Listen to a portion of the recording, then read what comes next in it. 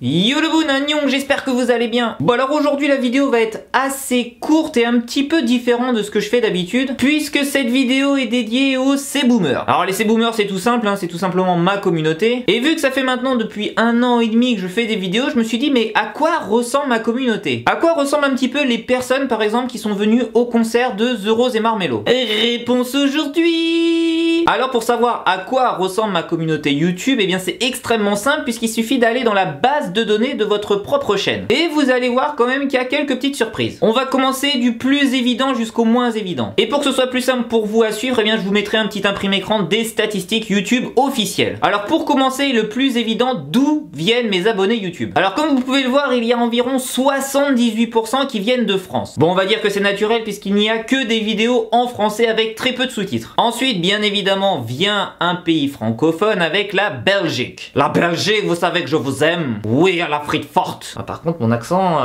pas ouf quand même. Viennent ensuite des pays un petit peu plus surprenants avec les États-Unis, le Brésil et la Réunion. Bon, la Réunion, c'est pas surprenant vu que c'est la France. Mais les États-Unis et le Brésil, pourquoi j'ai ça dans mes statistiques? Eh bien, c'est extrêmement simple puisque j'avais publié il y a quelques temps pas mal de dance covers que je croisais à Hongdae. Et vu que dans les dance covers, bah vous ne parlez pas, vu que dans les dance covers, n'importe qui du monde entier peut regarder la vidéo, eh bien, il y a eu beaucoup de personnes des États-Unis et du Brésil qui ont regardé. Ils ont juste regardé la dance cover sur ma chaîne et ils se sont barrés. Donc les dance covers sur une chaîne YouTube, c'est vraiment le truc qui permet d'avoir des milliers, des centaines de milliers de vues. C'est extrêmement simple, vous touchez le monde entier. Mais clairement, ces personnes-là ne vont pas devenir vos abonnés. Ils en ont un petit peu rien à foutre de savoir ce que je vais raconter sur ma vie à Séoul en français. Enfin bref, aucune surprise, les Français en force. On continue cette fois-ci avec le sexe des personnes qui regardent mes vidéos. Alors il y a un préjugé assez important sur la K-pop et on va dire sur les personnes qui s'intéressent à la culture coréenne, puisque beaucoup de personnes et de gros médias disent ce n'est que pour les jeunes demoiselles. Eh bien on va vérifier ça avec cette statistique. Et malheureusement bah ça donne un petit peu raison à ce que disent les gros médias. Sur ma chaîne YouTube, eh bien il y a 95% des personnes qui regardent qui sont des femmes. Désolé aussi pour 100 de mecs. Bon en même temps dites-vous que peut-être dans les 94% vous allez rencontrer la femme de votre vie, puisque vous avez un intérêt en commun. C'est un peu comme le mec qui fait elle quoi. Il est le seul mec dans une classe de 35 filles. Bravo champion. Donc qu'est-ce qu'on pourrait dire sur ça? Bah juste qu'il n'y a absolument aucune surprise. On sait très bien, c'est statistiquement prouvé que pour la K-pop et pour la culture coréenne, il y a une grosse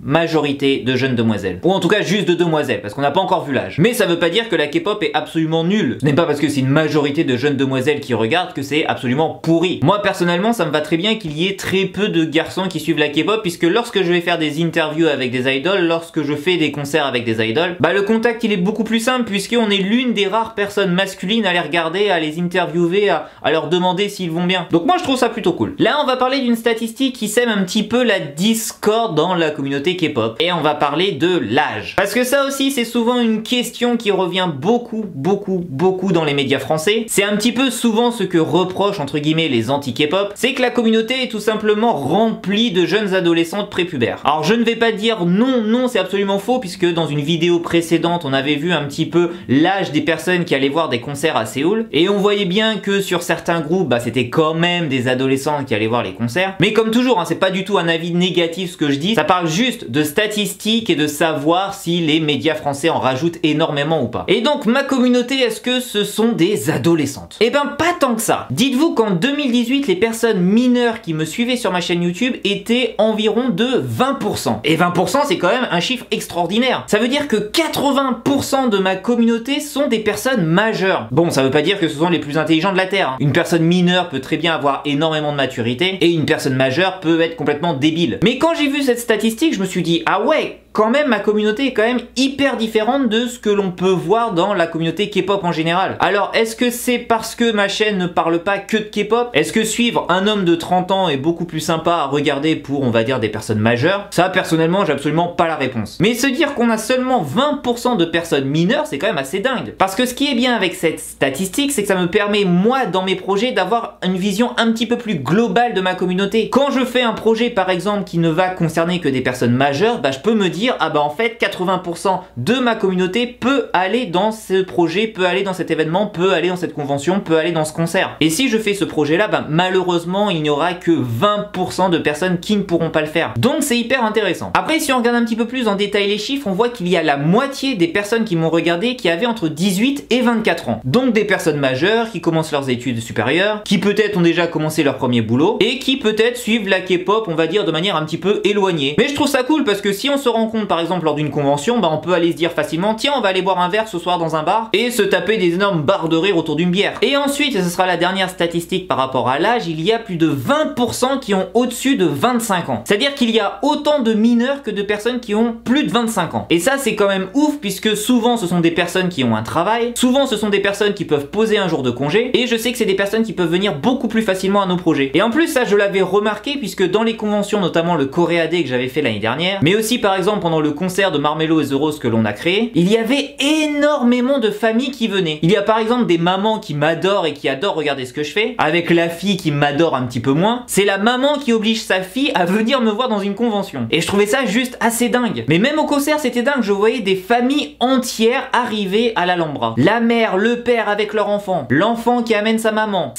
qui emmène ses deux filles. Et tous me connaissaient. Et ça franchement ça fait super plaisir à voir. Et quand la mère de famille vous dit tout simplement qu'elle adore votre travail parce que vous êtes simple, parce que vous êtes sincère, parce que parfois vous racontez pas que des conneries, bah honnêtement ça fait plaisir. Et ce qui est quand même assez dingue, et c'est peut-être la chose la plus marrante que j'ai vue depuis 1 an et demi, c'est que lorsque je fais des lives tous les soirs pour parler des news K-pop, il y en a qui mettent mon live sur la télé pour regarder ça en famille. C'est-à-dire que au lieu de regarder, je sais pas, TPMP ou n'importe quelle autre émission, C'est dans l'air sur France 5, la famille se pose sur le canapé avec des chips et du popcorn et me mate tranquillement en train de parler de news K-pop. Donc si TF1, M6, France 2, France 3, Canal+, cherchent à faire une émission bien évidemment sur la K-pop et cherchent un chroniqueur peut-être pour leur émission, bah sachez que Bibi a un bon pourcentage sur les ménagères de 45 ans qui ont du pouvoir d'achat. Mon mail professionnel est dans la description. Et pour terminer la vidéo statistique sur les abonnés c'est Boomer, il y avait un nombre qui m'a fait pas mal rigoler. Et ce nombre c'est celui-là. Au total, toutes les personnes confondues qui ont regardé mes vidéos ont passé 2,8 millions de minutes à regarder ma tronche. 2,8 millions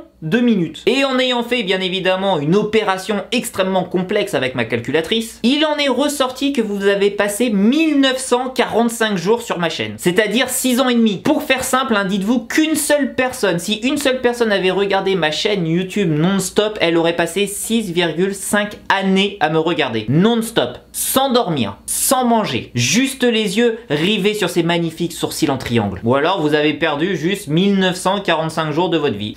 Chacun voit midi à sa porte. Donc j'ai été au final pas mal surpris sur toutes ces statistiques, notamment au niveau de l'âge, parce que je pensais pas honnêtement que j'avais 20% de mineurs et 80% de majeurs. Je pensais que l'équilibre était plutôt genre 40%, 60%. Donc il n'y a plus qu'à attendre que les mineurs deviennent des majeurs pour avoir 100% de majeurs dans ma communauté. Et comme ça on pourra tordre le cou à ces gros médias français. Bref, on se retrouve mercredi pour une nouvelle vidéo que je n'avais absolument pas prévue puisqu'un youtubeur m'a un petit peu fait passer pour un anti-BTS encore une fois. Ce sera l'occasion encore de donner quelques petites gifles à droite à gauche. Non, rien de méchant bien évidemment, mais bon c'est un petit peu saoulant de tout le temps avoir des problèmes avec le même groupe, avec la même fandom. Alors c'est pas du tout une vidéo pour savoir si je suis anti-BTS ou pas, on s'en fout un peu. C'est juste pour vous montrer un petit peu que certains youtubeurs peut-être pour un petit peu de clics, eh bien sont prêts à aller très loin dans la manière de faire une vidéo. Et les réactions des gens en commentaire juste en dessous sont absolument formidable. À déguster avec un énorme chili bien épicé. Bref, ce sera la vidéo de mercredi. J'ai pas du tout envie de faire une vidéo encore une fois sur les BTS. J'avais déjà fait une vidéo la semaine dernière sur ça. Mais vu que je suis dans cette histoire, eh bien on va y répondre. On se retrouve donc mercredi pour une nouvelle vidéo. Neil Tashiman Nayon. Agnon.